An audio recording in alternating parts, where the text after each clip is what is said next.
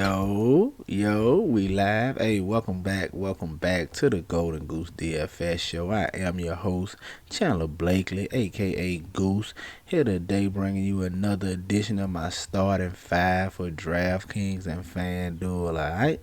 And before we get into that, y'all know we got the lineup review of the previous slate starting five. So let's get right into that, guys. And while we're getting into this review, hit the subscribe button, hit the like button, turn your notification bell on, man. It really goes a long way. It's I really do appreciate it. It helps me out a lot, man. So thank all y'all for tuning in, man. I'm loving the views, loving the feedback, loving the comments, man. Keep it up, man. All right, let's get to this review. Got it pulled up. My best lineup with the updated starting five yesterday in the $5 single entry. Put up 268. Just missed the money. The money line was like 270 over here, so we just missed it. Pretty decent scoring night. I think the winning lineup was like 330, something like that, 332. So not a super high scoring night. We was in the mix, man. The thing that hurt us tonight was just minutes, man. I'm not too upset about tonight. We didn't cash tonight. Like I said, we missed. We was just outside the money line in a lot of contests. And the thing that held us back tonight was just minutes. I'm not upset. The picks were solid picks. I was very confident on my picks. They just didn't get the minutes I thought they was gonna get. So if you saw the updated starting five yesterday, you know I went with James Harden, Bruce Brown, Taylor Horton Tucker, Brandon Ingram, and Steven Adams. All right. So let's start at the top with James Harden, of course. I knew if he played, he was going to be pretty high on. We knew he was going to be a little chalk. But I wanted to go to this matchup because I felt like it was a great spot for James Harden. And I knew he could really potentially kill you if you didn't have him tonight. He was going against the Portland Trail Blazers, which you know I always like taking point guards against the Trail Blazers. It was the highest total on the slate easily. And Vegas was predicting the game to be kind of close. And I knew the only way it would be kind of close if it's Harden balled out. So with that being said, I wanted to make sure I got a piece of James Harden because I knew I felt like it could be one of those slates where if you didn't have him, he could just absolutely punish you. He did solid, man. 63 DK points, second highest scorer on the slate behind Jokic. So you could have went him or Jokic. They was both in the same area. Nothing really set one another apart from each other. We'll take it, man. Coming in at here's where the trouble started. Bruce Brown, the shooting guard, played for the update starting five at 4,200. Great price on him, 54% ownership. We knew he'd be kind of chalk. We probably should have got away with him, but I felt very confident in him if you saw the video yesterday. The problem here is he just didn't play the minutes. He only played 22 minutes in a close game. So I was expecting him to see 30 plus, like he do in most spots when all the other guys are out. But I don't know if he just wasn't playing well and Steve Nash didn't give him the run and just went with somebody else or what. But at 22 minutes, man, you can't. He did okay. 16 DK points here. Expecting him to get 30 plus minutes. Should have gave us a better return. Us and a lot of people was expecting that. You see him at 54% ownership, but that high ownership didn't really kill us in this content, right? Next up, Taylor Horton Tucker at small forward. Another play, just minutes, man. There's no rhyme or reason why he only played 19 minutes, especially since they got beat pretty handily.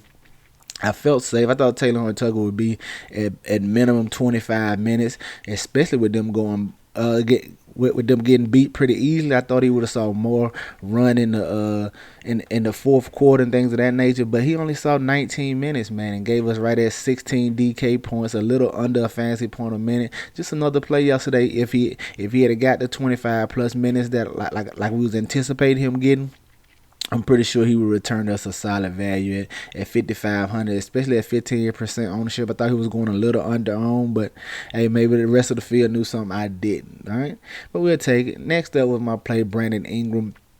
I wanted to go him yesterday because I really loved this Laker game yesterday. It was just two main games I really wanted a piece of yesterday, and that was the Brooklyn-Portland game and the Lakers-New Orleans game. So as you can see in this bill, I kind of went all of the late games here because I knew we was waiting on that Harden news. So if you can just see how this bill is all the late games, 9 and the 2 10 o'clock games, because I knew that Harden news would be vital. If he sat, or if he sat, I wanted to be able to adjust pretty much my whole lineup and get around, because I felt that could be an edge if Harden was out. So I probably handicapped myself a little bit and missed some good plays earlier by going with the late build strategy and with the to try to adjust for injury news. But you take your chances one time. That's what I felt like was viable. I was actually feeling like Harden wasn't going to play because he popped up in the middle of the day out of nowhere. So that's why we built this lineup this way, and we was going to try to pivot and get different and get leverage on the field in that way. But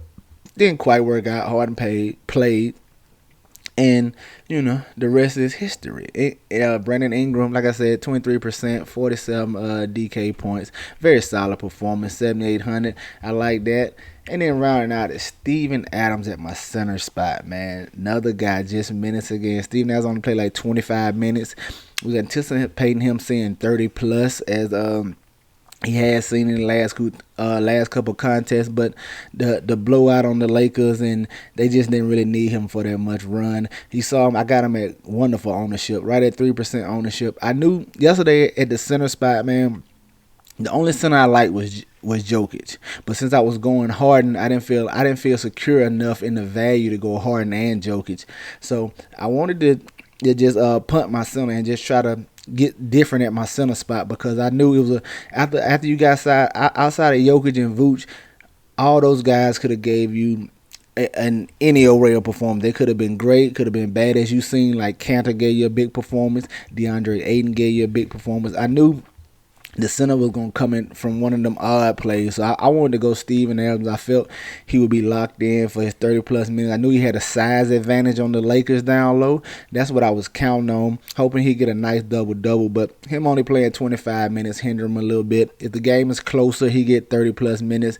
He would have put up close to 30, if not more, 30 fantasy points. So just got unlucky with the minutes tonight, man. Like I said, if everybody get the minutes we expect, we're easily in the money. Easily. So not too mad. You can't do anything about that. The minutes and things like that are out of your control. And in DFS, you can't really get mad at things that are out of your control, all right? So rounding out the rest of the lineup after the starting five, I went Alexander Walker. I told you that was another late play. I forgot who I had here, but I was just waiting on the Lonzo news. Once Lonzo was out, I knew I was locking him in here, because I told you in the video yesterday, he's a very solid play. And then I went Jordan Poole right here, 5,600. Another guy, we was just the minutes matchup. We figured he was in a secure position to give us a nice return. So did a lot of other people. Got him at 52% ownership. Gave us 26 DK points. Didn't kill us, but didn't help us that much either. And then my final pick, Kelly Ubrey, man. Right here in this Philly Golden State game, after I locked in all these other plays, it was just a salary thing about how much salary I had left, who I felt confident in. And I wanted to go Ubrey here because he's been struggling the past couple of games. I knew he wasn't going to be on, and we thought he was in line to get the minutes. And Ubrey, it's an up and down performance from him, so he could have gave us a variety of returns here, but he gave us a nice one at 45 DK points. Great return on this 6,200 price tag, especially at 3%. So that's how Atlanta was finished yesterday, man. Like I said, not upset about it. We just didn't get the minutes we expect. And daily fantasy, what they say, minutes equal money. So not getting the minutes hinder us a little bit. Like I said, still almost cash. Like I said, the cash line was 270, so not upset, man. Just that we know we're in the right ballpark, and we just want to keep that trend going as we go look at tomorrow's slate. All right, let's see what we got cooking for y'all today. I'm coming in on DraftKings, man. We got a monster 11-game slate today. Still some injury news pending. You got to keep your eyes and ears open for that. But on the 11-gamer, man, don't be afraid to break it down, man. 11-gamer can be a lot, man. Don't be afraid to just pick like 4 or 5 games you like and just build a lineup from there. You don't have to utilize the whole slate. It can be a bit overwhelming, especially if you're only playing a couple of lineups like we do over here, single entry, 3 max, that sort of thing. You're not going to be able to get a piece of every game you want. So just identify you like 4 or 5 and just build from there. I know some people like to just build from the late games and put that in their main contest, or just build from the early games. It's a variety of different strategies people use, especially on large slates like this, because there's so many different ways you can go. But like I said, don't be overwhelmed and try to take on all 11 games. Just identify 4 or 5 games or 3 or 4 games or whatever that you want to. These the games you like and these the games you want to pick from, and just build from there. All right, break the slate down. All right. But coming in at the top, man, at the point guard, I want to go John Wall.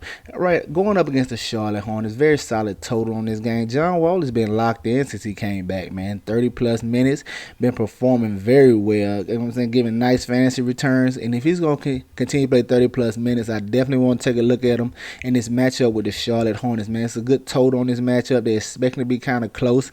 I think it's a 223 total.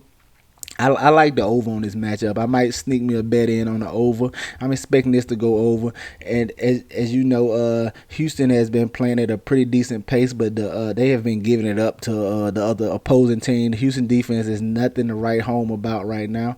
So I think that should keep this pace up and make this game go over. And I like getting a piece of John Wall in this matchup. All right, coming in as shooting guard, I want to go to this Atlanta-Sacramento game, man. Tyrese Halliburton at 5,700 should be a nice matchup. You know, one of the higher totals on the slate tomorrow as well. Going to be an up-paced game. Halliburton's very solid, man. He gives you a little bit of everything. He's a peripheral guy. What really gives him the upside is his scoring. So if his shot going, he can give us a nice return, especially at this 5,700 price tag in this matchup against the Hawks. Definitely have interest in Tyrese Halliburton tomorrow, all right? Small forward, going with my boy Will Barton, man. Like him in this matchup against the Toronto Raptors. It's another game I like. I think I would take the over on this matchup as well. Pretty decent total on here. But Toronto lately is just been giving it up to opposing offenses, man. They've been coming a little fantasy sweet spot. You can them and the Rockets, man. You probably can add them to the list of teams like the Bulls, Minnesota, things like that. Their defenses have not been performing to their usual standards. So I want to try to take advantage of that matchup with Will Barton here. It's been very solid. 30 plus minutes in every contest. Will Barton's another guy, give you a little bit of everything. He has a plethora of ways to get there for you. And I still like him at this 6,100 price tag. Get you some Will Barton tomorrow, alright?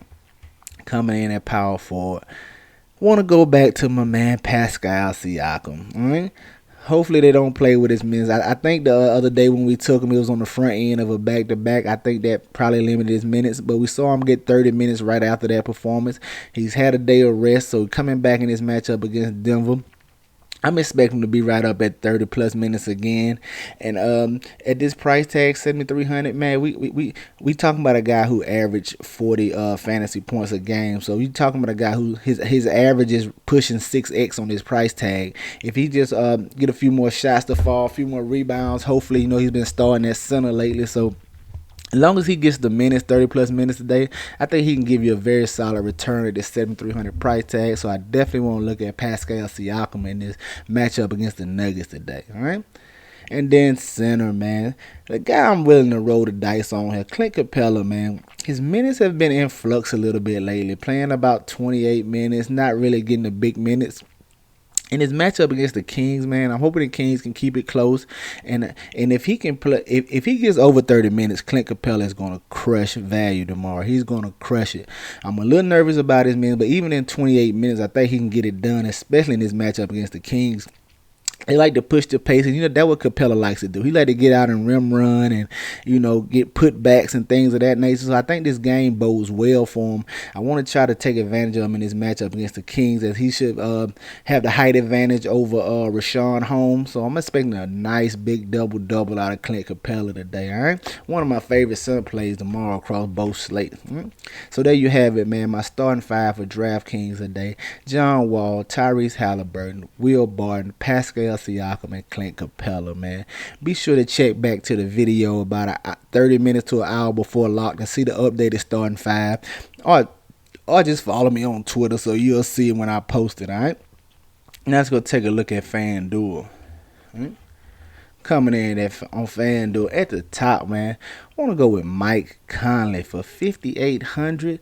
He is on sale over here on FanDuel, man. Get him, buy low, get him at the discount. In this matchup with the Brooklyn Nets, you already know, man. Seeing right at 30 minutes, very solid fantasy producer, man. I think he gives you a very solid return at this 5,800. Going against the matchup against the Nets, lackluster defense. I like Mike McConley.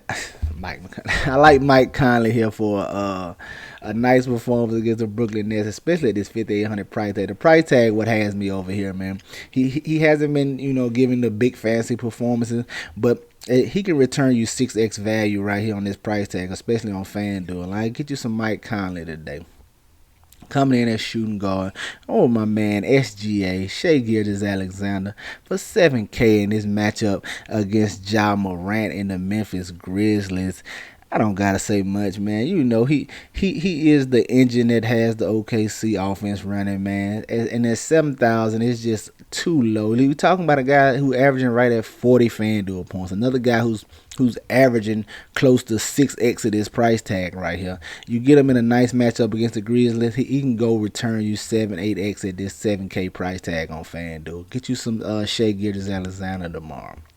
Coming in at small forward, a guy I want to look at, OG Anunoby. Set out last game for rest purposes, but the prior 2 games before that, we saw him see 30 plus minutes and give you about 30 plus FanDuel points. And at 5,400, man, that's what you want to see, especially if a guy's been averaging that over his last 2 performances. That's another guy. Like I said, I like to try to take advantage of those spots. Guys whose fantasy average is right at 6x the current price tag. Like OG, he's averaging close to 30 FanDuel points over here, 5,400 price tag. That's knocking on the door of 6x. You get him in a good game, fall into a few more rebounds, a few more assists, things of that nature. Now you're talking about 7, 8x. Those are the type of returns that win you tournaments. So I like taking guys whose fantasy average is already pushing 6x the current salary. So I definitely want to take a look at OG Anunoby right here. Right? Coming in at power forward, man. The big man, Domantas Sabonis, 8,800.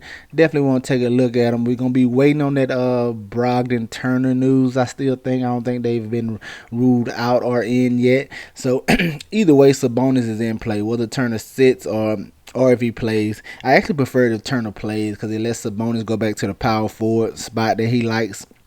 I think he likes playing the power forward better than he does the center. So I'm hoping Turner plays. And if Brogdon doesn't play, that bodes well for Sabonis as well. But I like him in this matchup. Detroit should be able to use his size down low, especially against Jeremy Grant, who's a little lighter defender. So he should be able to get to the rim and give us a nice performance at his 8,800 price tag. And then rounding out that center, man. Staying with my boy, Clint Capela, man. I told you, just the guy I'm playing my flag with tonight. Taking a chance on Clint Capela in this matchup. He could burn me, or he could win me the tournament. But I'm rolling the dice with him. Like I said, the only thing is in question in his minutes, but I'm willing to take that chance, especially in this matchup against Sacramento. All right. So there you have it, man. My starting 5 for FanDuel tonight: Mike Conley, Shai Gilgeous-Alexander, OG Anunoby, Domantas Sabonis, and Clint Capela, man. Get you some exposure to these guys. Get them in your player pool. You know I'm gonna have them in mind. That's going to do it for us here today. Y'all know the motto: chances make champions. Y'all green up. I see y'all tomorrow, all right? Let's go.